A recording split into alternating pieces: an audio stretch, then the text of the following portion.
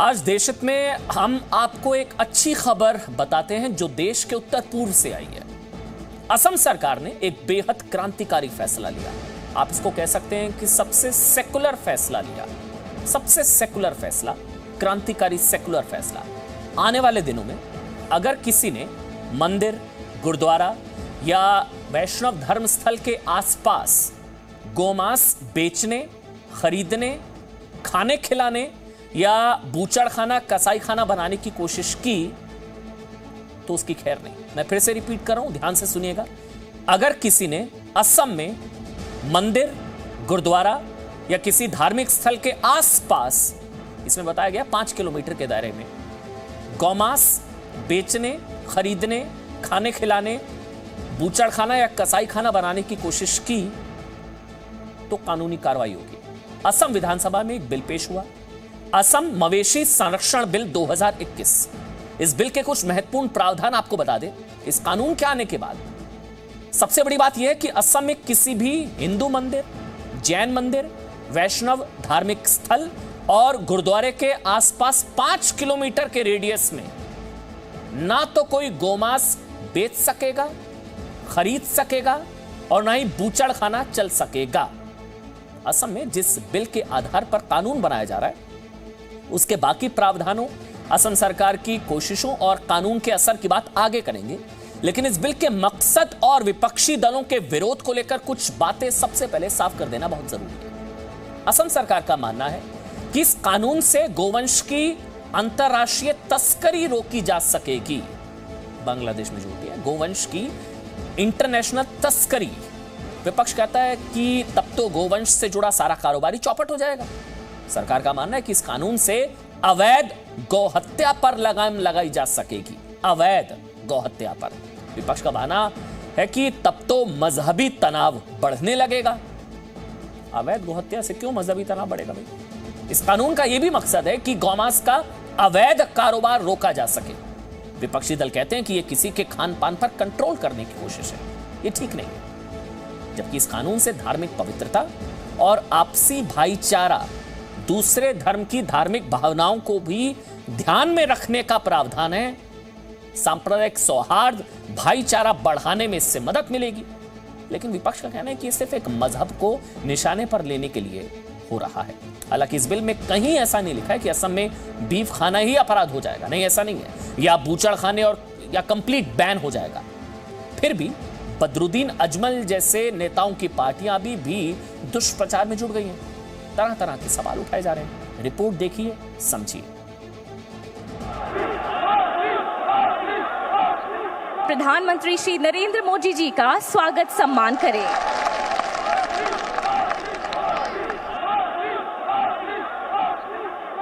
BJP के चुनाव प्रचार में यूं ही नहीं असम के हजारों लोग जमा होते थे। इस भीड़ को बीजेपी की नीतियों, नेताओं और राज्य के भविष्य पर भरोसा था। और आज हेमंत बिस्वा शर्मा असम की जनता के भरोसे पर खरे उतर रहे हैं। असम में हेमंत बिस्वा शर्मा ने एक ऐसा क्रांतिकारी कानून बनाने की शुरुआत कर दी है जो राज्य की करीब 2/3 आबादी की उम्मीदों और आस्था पर खरा उतरता है। माननीय अध्यक्ष महोदय, 12 जुलाई को हेमंत बिस्वा शर्मा की सरकार ने विधानसभा में एक बिल पेश किया। असम के मुख्यमंत्री जब विधानसभा में मवेशी संरक्षण बिल 2021 पेश कर रहे थे तब विपक्ष वॉकआउट कर रहा था, क्योंकि मुद्दा संगीन था। गौ तस्करी पर रोक, गौवंश की सुरक्षा और गौ हत्या पर लगाम लगाने की दिशा में हेमंत बिस्वा शर्मा ने एक सख्त कानून तैयार किया है। असम के कानून में क्या है? असम विधानसभा में पेश किए गए मवेशी संरक्षण बिल 2021 के मुताबिक राज्य के जिन इलाकों में हिंदू, जैन और सिखों की बहुसंख्यक आबादी है वहां गौ हत्या नहीं हो सकेगी। हिंदू मंदिरों, जैन मंदिरों, वैष्णव सत्रों और गुरुद्वारों के 5 किलोमीटर की परिधि में गौ मांस प्रतिबंधित होगा। असम के बाहर या एक जिले से दूसरे जिले तक मवेशियों का गैर कृषि कारोबार प्रतिबंधित रहेगा। गौवंश की हत्या पर रोक रहेगी। 14 साल से ज्यादा उम्र के अक्षम मवेशी बूचड़ खाने भेजे जा सकेंगे। मवेशी के वध से पहले रजिस्टर्ड पशु चिकित्सक से सर्टिफिकेट लेना अनिवार्य होगा। कानून में मवेशी का मतलब गाय, बैल, सांड, बछड़े, बछड़ियां, भैंस, भैंसा और भैंस के बच्चे समझे जाएंगे। मैं समझता हूँ किसी नागपुर को खुश करने की जरूरत नहीं, योगी आदित्यनाथ को फॉलो करने की जरूरत नहीं है। अभी योगी आदित्यनाथ ये कैटल पे बिल लाएंगे तो आसाम में भी लाना जरूरी नहीं है, वो चाइल्ड पॉलिसी भी लाएंगे आसाम में लाना जरूरी नहीं है। असम में इस कानून का सबसे बड़ा असर गौवंश की तस्करी पर होने जा रहा है, क्योंकि असम उत्तर पूर्व का वो राज्य है जिससे होकर लाखों मवेशियों की तस्करी हर साल होती रही है। खासकर असम और बांग्लादेश के बीच 263 किलोमीटर लंबी सीमा और उसमें भी ब्रह्मपुत्र नदी के जरिए हर साल औसतन 10 लाख मवेशियों की तस्करी होती थी, जिस पर हेमंत बिस्वा शर्मा सरकार ने नकेल कसने की तैयारी कर ली है। हम सोचते हैं कि आसाम का जीडीपी में बहुत नुकसान आएगा, क्योंकि आसाम में लाखों ऐसे लोग हैं जो हज़ारों करोड़ रुपया हर एक साल में हज़ारों करोड़ रुपया उन लोगों को इनकम होते हैं कैटल वो जो सेल करते हैं, गाय यानी भैंस वगैरह सेल करके। राज्य में गौ हत्या पर प्रतिबंध से असम के विपक्षी दल के नेता बदरुद्दीन अजमल की पार्टी को असम के जीडीपी पर असर दिख रहा है। असम के विपक्षी दल जिस कारण से ही चाहे इस बिल का विरोध कर रहे हो, लेकिन आप जानकर हैरान रह जाएंगे कि हर साल असम से बांग्लादेश मवेशी तस्करी होती रही है और बांग्लादेश में जिस तरीके से असम से पहुंचाया जाता है ये गाय और मवेशी तस्करी अवैध तरीके से की जाती है। 2016 में सीबीआई ने एक अनुमान दिया था कि इस पूरे अवैध धंधे में 15,000 करोड़ का मुनाफा जुड़ा हुआ है। और आज तक मवेशियों की तस्करी से किसका फायदा हुआ और असम की जीडीपी कितनी बढ़ी, ये भी देखा जा चुका है। लेकिन केंद्र और राज्य में बीजेपी की सरकार आने के बाद बांग्लादेश को होने वाली मवेशी तस्करी पर तेजी से कंट्रोल किया गया है। आंकड़े बताते हैं कि 2017 में जहां 8.69 लाख मवेशियों की तस्करी हुई थी, वो 2018 में घटकर 5.22 लाख हो गई। 2019 में 1.23 लाख मवेशियों की तस्करी हुई, लेकिन 2020 में मात्र 3,628 मवेशी ही तस्करी के जरिए बांग्लादेश भेजे गए। असम में गौवंश के तस्करों के इसी अवैध कारोबार पर अब असम का नया कानून कहर बनकर टूटेगा, जिससे तस्करों की जीडीपी जरूर गिरेगी। कोलकाता से पूजा मेहता के साथ ब्यूरो रिपोर्ट, जी मीडिया। अब बात देश की सुरक्षा की। यूपी एटीएस ने 2 दिन पहले आतंकवादियों के इतने बड़े नेटवर्क का पर्दाफाश किया कि उसके खुलासे सुनकर आप हैरान रह जाएंगे। टेरर के प्रोफेसर लिंक का खुलासा हुआ है।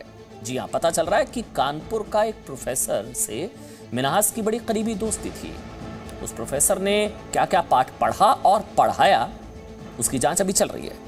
लेकिन लखनऊ से पकड़े गए आतंकियों के कई मददगार यानी कि टेरर के ओवरग्राउंड वर्कर कानपुर में पाए गए हैं। दूसरा बड़ा खुलासा यह भी है कि यूपी में स्लीपर सेल बनाने के लिए विदेश में बैठे handler peer to peer messaging app का इस्तेमाल कर रहे हैं। मतलब ऐसा एप्लीकेशन जिसमें सिर्फ 2 लोगों के बीच संदेश का आदान प्रदान होता है, ऐसे एप्लीकेशंस आतंकी इस्तेमाल कर रहे हैं।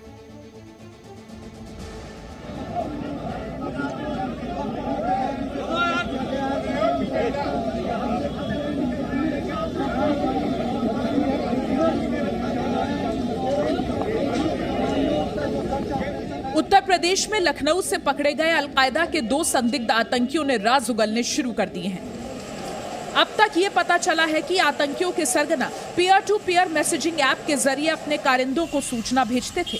इसके अलावा कानपुर के एक प्रोफेसर से आरोपी मिन्हास के कनेक्शन का भी खुलासा हुआ है। गिरफ्तार दूसरे संदिग्ध आतंकी मसरुद्दीन के बारे में खुलासा हुआ है कि आतंक की गहरी साजिश में वो खुद लो प्रोफाइल रहकर रिक्शा चलाता था, ताकि उसके खतरनाक मंसूबों की भनक किसी को न लग सके।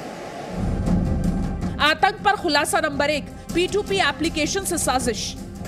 उत्तर प्रदेश के शहर शहर में छिपे स्लीपर सेल के दहशतगर्द सीमा पार के देश में बैठे आतंकी सरगनाओं से एक खास मोबाइल एप्लीकेशन के जरिए संपर्क में रहा करते थे। यूपी एटीएस को ये जानकारी मिली है कि आतंकी स्लीपर सेल, आतंकी गतिविधियां और तमाम आतंक से जुड़ी जानकारियां पीर टू पीर कम्युनिकेशन के जरिए साझा कर रहे हैं। आतंकियों के आका के इशारे पर जो हैंडलर हैं वो पीर टू पीर जो कम्युनिकेशन ऐप है उसके जरिए तमाम संदेश जो हैं वो पहुंचा रहे हैं। इन्हीं ऐप के जरिए आतंकी साजिश को रचने से लेकर उसे अंजाम देने तक की जानकारी स्लीपर सेल तक पहुंचाई जा रही है। चूँकि स्लीपर सेल से सीधे फ़ोन पर बात नहीं हो पाती है, इसी वजह से इस ऐप का इस्तेमाल किया जा रहा है। आतंक पर खुलासा नंबर 2, आतंक का प्रोफेसर कौन? यूपी को दहलाने वाली साजिश की जांच में बड़ा खुलासा यह हुआ है कि लखनऊ से पकड़े गए मिन्हास और मसरुद्दीन ने पिछले दिनों कानपुर के कई चक्कर लगाए थे। सूत्रों के मुताबिक संदिग्ध आतंकियों के पास से मिली पिस्टल कानपुर के चमनगंज इलाके से ही खरीदी गई थी। आरोपियों को पिस्टल बेचने वाला हिस्ट्री शीटर भी पकड़ा जा चुका है। इसके अलावा खबर है कि कानपुर के CSJMU का एक प्रोफेसर भी संदिग्ध आतंकी मिन्हास के संपर्क में था। इन दोनों के बीच व्हाट्सएप कॉल के जरिए बातचीत के सबूत भी मिले हैं। ये मिन्हास कानपुर में खुद को प्रोफेसर भी बताता था। ऐसे संदिग्ध लोग ऐसे घरों में आके रहते हैं जहां मकान मालिक किराएदार की चेकिंग के लिए बताता ही नहीं है। इसमें हमारी सजगता हमेशा रहती है, लेकिन क्योंकि एक विशिष्ट सूचना हमको मिली है ATS के माध्यम से, तो हमारी सतर्कता सामान्य से अधिक है और आगे भी रहेगी जब तक कि सभी अंश इसी गिरफ्तार नहीं हो जाते हैं। आतंक पर खुलासा नंबर 3, आतंक के लिए देसी फंडिंग। भारत में अलकायदा से जुड़े आतंकी संगठन का नेटवर्क फैलाने के लिए क्या लोकल लेवल पर फंडिंग हुई, इसका शक भी बढ़ गया है। सूत्रों के मुताबिक कानपुर के एक बिल्डर पर जांच एजेंसियों को शक है। यह बिल्डर राजनीतिक दल से जुड़ा हुआ है। यह बिल्डर और उसकी पत्नी एंटी CAA प्रदर्शनों में शामिल रहे हैं। सूत्रों की माने तो बिल्डर के 13 बैंक खातों का खुलासा हुआ है। उसके खाते में बड़े लेन देन का रिकॉर्ड मिला है। बिल्डर के खातों में विदेशों से भी पैसे भेजे जाने की बात सामने आ रही है। अब जांच एजेंसियां पता लगा रही हैं कि ये फंडिंग किसने की और इनका इस्तेमाल कहां किया गया। यूपी ATS द्वारा एक बड़ी कार्रवाई की गई है और इस इन्वेस्टिगेशन में कानपुर का भी कनेक्शन है। इस पृष्ठभूमि में हम लोग बहुत विशेष सतर्कता बरत रहे हैं और जो ग्रुप अभी पकड़ा गया है उसके संबंध में इन्वेस्टिगेशन और डिटेल्ड कार्रवाई ATS कर रही है, किंतु कानपुर नगर पुलिस की जिम्मेदारी है कि सार्वजनिक स्थान, होटल आदि इन सब की नियमित रूप से चेकिंग करें। आतंक पर खुलासा नंबर 4, आतंक का रिक्शे वाला राज। जी मीडिया की टीम जब मुशीर के घर पहुंची तो वहां कुछ ऐसे हालात थे। टूटी फूटी दीवारें, बिखरा हुआ सामान। यहीं से पकड़ा गया है अलकायदा का संदिग्ध आतंकी मसरुद्दीन उर्फ मुशीर। इसी घर में रहकर मुशीर एक रिक्शा चालक की तरह जिंदगी बसर कर रहा था, क्योंकि आतंक के हैंडलर्स ने उसे लो प्रोफाइल रहकर काम करने की नसीहत दी थी। यहां तक कि मुशीर के घर वालों को भी अंदाजा नहीं था कि मुशीर का कांटेक्ट आतंकियों के सरगना तक से है। कुछ नहीं हुआ, इतवार के दिन चाय वाय पी के बैठे हुए थे यहाँ। अचानक से कुछ लोग आए, आवाज़ दी तो उनका ही नाम था मुशीर। तो जब आवाज़ दी तो वो निकल के खुद बाहर गए। हम इनको पीछे से लेके चले गए। इनके पापा पूछते रहे कि क्या बात है सर, बताइए तो आपको क्या मसला है जो लिए जा रहे हैं। किसी ने कुछ नहीं बताया। कहने लगे आप वहाँ थाने पे चलिए, पता चलेगा। मुशीर के परिवार का कहना है कि उनकी गरीबी का फायदा उठाकर मिन्हास ने उसे आतंक के रास्ते पर धकेला था। आप तस्वीरों में देख सकते हैं कि ये लखनऊ के मड़ियाँव इलाके का ये पूरा घर है और यहाँ पर फ़िलहाल इस वक्त तमाम जो घर के लोग हैं वो मौजूद हैं और लगातार ये कह रहे हैं कि उनका बेटा निर्दोष है। फिलहाल यूपी ATS इन सभी आरोपियों के दावों और तथ्यों की पड़ताल कर रही है। जांच का दायरा बढ़ता जा रहा है और उम्मीद है कि यूपी ATS इस टेरर नेटवर्क की तह तक पहुंचेगी। ब्यूरो रिपोर्ट, जी मीडिया। तो यूपी में आतंकवादियों के नेटवर्क और बड़ी साजिशों का खुलासा हो रहा है तो उस पर राजनीतिक सवाल उठाए जा रहे हैं। यूपी में जनसंख्या नियंत्रण की बात हो रही है तो उस पर भी सवाल उठाए जा रहे हैं। माना है कि चुनाव है, यूपी में चुनाव है, इसलिए इस तरह के फैसलों और खुलासों की चर्चा हो रही है। यूपी के बाद अब दूसरे राज्य और दूसरे राजनीतिक दल भी सवाल उठा रहे हैं। आपको अभी तक के कुछ बयान दिखाते हैं, अंदाजा हो जाएगा कि जनसंख्या नियंत्रण के मुद्दे पर कैसे पॉलिटिक्स हो रही है। एक तरफ योगी सरकार मानती है कि बढ़ती जनसंख्या विकास में सबसे बड़ा अवरोधक है, बाधक है, तो मायावती का मानना है कि अभी इस पर कानून बनाने का विचार करना नीति और नियत पर शक पैदा करता है।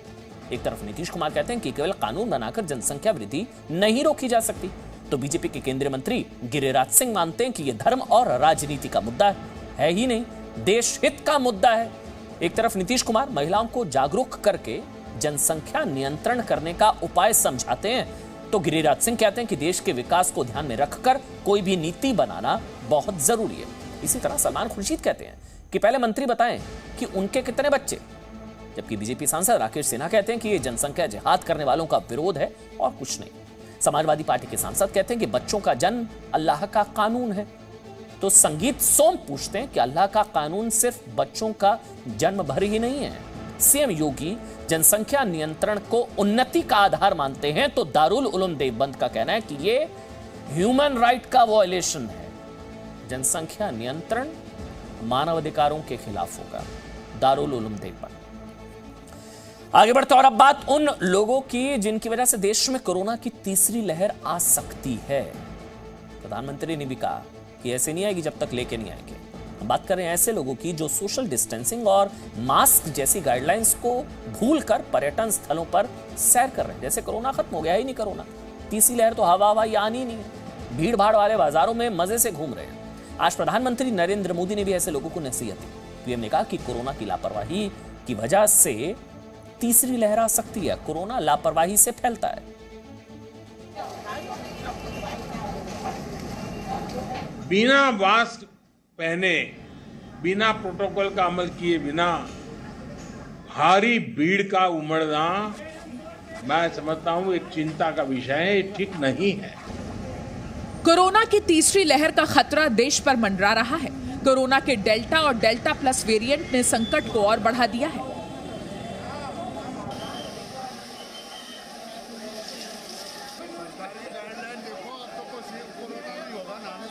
लेकिन कुछ लोग हैं जो इस आपदा में अवसर तलाश रहे हैं, अवसर मौज मस्ती का, अवसर कोरोना गाइडलाइंस को तोड़कर भीड़ भाड़ वाली जगहों पर घूमने का।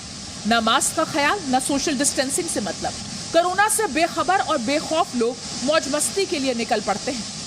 कोरोना प्रोटोकॉल की धज्जियां उड़ाने वाले ऐसे लोगों को आज प्रधानमंत्री मोदी ने नसीहत दी। हिल स्टेशन में, मार्केट्स में बिना मास्क पहने, बिना प्रोटोकॉल का अमल किए बिना भारी भीड़ का उमड़ना, मैं समझता हूं एक चिंता का विषय है, ठीक नहीं है। कई बार हम ये तर्क सुनते हैं और कुछ लोग तो बड़ा सीना तान करके बोलते हैं, अरे भाई तीसरी लहर आने से पहले हम एंजॉय करना चाहते हैं। प्रधानमंत्री नरेंद्र मोदी ने पूर्वोत्तर राज्यों के मुख्यमंत्रियों के साथ वीडियो कॉन्फ्रेंसिंग के जरिए कोरोना के हालात पर बैठक की। प्रधानमंत्री ने कहा कि देश में महामारी की तीसरी लहर को रोकने के लिए प्रोटोकॉल का पालन और सावधानी बरतना जरूरी है। लोगों को समझाना जरूरी है कि तीसरी लहर अपने आप नहीं आएगी। कभी कभी लोग सवाल पूछते हैं तीसरी लहर की क्या तैयारी की है, तीसरी लहर के लिए आप क्या करेंगे। आज सवाल ये होना चाहिए हमारे मन में कि तीसरी लहर को आने से कैसे रोकना है, हमारे प्रोटोकॉल को चुस्ती से कैसे अमल करना है। इस बीच स्वास्थ्य मंत्रालय ने भी आगाह किया है कि अगर लोगों में कोरोना प्रोटोकॉल को अनदेखा करने की प्रवृत्ति बनी रही तो तीसरी लहर को रोकना मुश्किल होगा। यह समझें कि थर्ड वेव प्रकृति से ज्यादा हमारी प्रवृत्ति पर डिपेंड करेगी। यानी कि जरूरी है कि हम कोविड एप्रोप्रिएट बिहेवियर या उसका फॉलो ना करें, उसके बेसिस पर कौन सी वेव आएगी, कितनी इंटेंसिटी से आएगी, उस पर डिपेंड करेगी। कोरोना की पहली और दूसरी लहर ने जो कहर ढाया उससे हम सभी वाकिफ हैं। इसके बावजूद बहुत से लोग 2 गज की दूरी, मास्क और सैनिटाइजेशन को गंभीरता से नहीं लेते हैं। स्वास्थ्य मंत्रालय ने ऐसे लोगों के लिए यह संदेश दिया। देश में डेल्टा और डेल्टा प्लस वेरिएंट तीसरी लहर की आशंका को और बढ़ा रहे हैं। विश्व स्वास्थ्य संगठन ने चेतावनी दी है कि डेल्टा वेरिएंट का संक्रमण वैक्सीनेटेड लोगों को भी हो सकता है। डेल्टा वेरिएंट दुनिया के 104 देशों में फैल चुका है। भारत में भी संक्रमण बढ़ने की एक बड़ी वजह डेल्टा वेरिएंट को माना जा रहा है। कोरोना मरीजों के आंकड़े घटने के बावजूद डेल्टा वेरिएंट फैलता जा रहा है। पिछले 3 महीने यानी अप्रैल से जून के बीच डेल्टा वेरिएंट की वजह से देश में कोरोना के मामलों में बढ़ोतरी हुई है। केरल में 88% और महाराष्ट्र में 77% मामलों के लिए डेल्टा वेरिएंट ही जिम्मेदार है। केंद्र सरकार ने वायरस म्यूटेशन की पहचान के लिए हो रही जीनोम सीक्वेंसिंग को तेज कर दिया है। भारत में चारों वेरिएंट ऑफ कंसर्न के मामले कुल मिलाकर 10% थे, जो अब बढ़कर 50% से ज्यादा हो चुके हैं। इनमें भी सबसे ज्यादा मरीज डेल्टा वेरिएंट के हैं। देश के 175 जिलों में कोरोना के 4 वेरिएंट ऑफ कंसर्न फैले हुए हैं। लोगों की लापरवाही की वजह से संक्रमण की रफ्तार तेज हो सकती है। इस बीच इंडियन मेडिकल एसोसिएशन ने पर्यटन और धार्मिक स्थानों पर भीड़ जुटने को लेकर चिंता जताई है। सरकार को लिखी चिट्ठी में आईएमए ने आगाह किया है कि भीड़भाड़ से तीसरी लहर का खतरा बढ़ सकता है। इजराइल और ब्रिटेन समेत दुनिया के कई देशों में डेल्टा वेरिएंट के डर से कोरोना के नियम फिर से कड़े कर दिए गए हैं। कोरोना प्रोटोकॉल दोबारा लागू कर दिया गया है, लेकिन भारत में लोग लापरवाही से बाज नहीं आ रहे हैं। हम एक बार फिर से ये याद दिला दें कि कोरोना वायरस के म्यूटेशन तभी तेज होते हैं जब इलाकों में भीड़ ज़्यादा बढ़ती है। तो अगर आप किसी गैर ज़रूरी काम से बाहर निकल रहे हैं और बिना वजह भीड़ का हिस्सा बन रहे हैं, तो आप ये याद रखिएगा कि आप कोरोना को बढ़ाने में अपना अहम योगदान दे रहे हैं, जो कि आपको बिल्कुल नहीं देना है। पूजा मक्कड़, जी मीडिया, दिल्ली। और आज प्रधानमंत्री नरेंद्र मोदी ने टोक्यो ओलंपिक में हिस्सा लेने जा रहे भारतीय दल के खिलाड़ियों से बातचीत की। प्रधानमंत्री से करीब 1.25 घंटे के संवाद में 15 खिलाड़ियों के साथ साथ उनके माता पिता और कोच भी जुड़े। महिला मुक्केबाज मैरी कॉम, बैडमिंटन खिलाड़ी पीवी सिंधु और टेनिस खिलाड़ी सानिया मिर्जा से लेकर कई युवा खिलाड़ी इसमें शामिल रहे हैं। मैरी कॉम जी, नमस्ते। नमस्ते सर। आप तो ऐसी खिलाड़ी है जिनसे पूरा देश प्रेरणा लेता है। इस ओलंपिक दल में भी बहुत से खिलाड़ी ऐसे होंगे जिनके लिए आप स्वयं भी एक आदर्श रही है। अगर वो भी आपको फोन करते ही होंगे, और अगर फोन करते हैं तो आपको क्या पूछते हैं?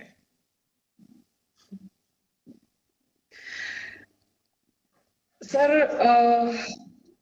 घर में सब मेरे लिए दुआ कर रहे हैं कि वो लोग बच्चे लोग ज्यादा मेरे को मिस करता है सर। मैं जानना चाहता हूं कि आपका फेवरेट खिलाड़ी कौन है? सर, मेरा फेवरेट खिलाड़ी तो बॉक्सिंग में सर हीरो है, इंस्पिरेशन है, मोहम्मद अली है सर। उससे मेरे को इंस्पायर होके बॉक्सिंग चुना हूं सर। मैरी कॉम जी, आपने बॉक्सिंग की करीब करीब हर अंतर्राष्ट्रीय प्रतियोगिता जीत ली है। आपने कहीं कहा था कि ओलंपिक गोल्ड आपका सपना है। ये आपका ही नहीं, पूरे देश का सपना है। देश को उम्मीद है कि आप अपना और देश का सपना जरूर पूरा करेगी। मौसम के नजरिए से देखा जाए तो देश में इन दिनों पहाड़ से लेकर मैदानी इलाकों तक हालात ठीक नहीं है। तस्वीर इस समय जो आपकी स्क्रीन पर, ये गुजरात के द्वारका से, द्वारकाधीश मंदिर के पास आकाशीय बिजली गिरी। बारिश के मौसम के बीच आकाशीय बिजली की तस्वीरें। इससे पहले आपको ये भी याद होगा, कल उत्तर प्रदेश, राजस्थान, मध्य प्रदेश के कई हिस्सों में आकाशीय बिजली मौत बनकर आई थी। 70 से अधिक लोगों की जान चली गई थी। और इसीलिए हम आपको लगातार हमारी स्क्रीन पर, अगर आप ध्यान से देखें नीचे की ओर, हम आपको बता रहे हैं कि किस तरह से आसमानी बिजली से, आकाशीय बिजली से आप अपना बचाव कर सकते हैं। बाहर ना जाएं, पेड़ के नीचे या खुले मैदान में जाने से आपको बचना है, सावधानी आपको बरतनी है। Presenting B News app, available on Google Play and App Store. Download it now.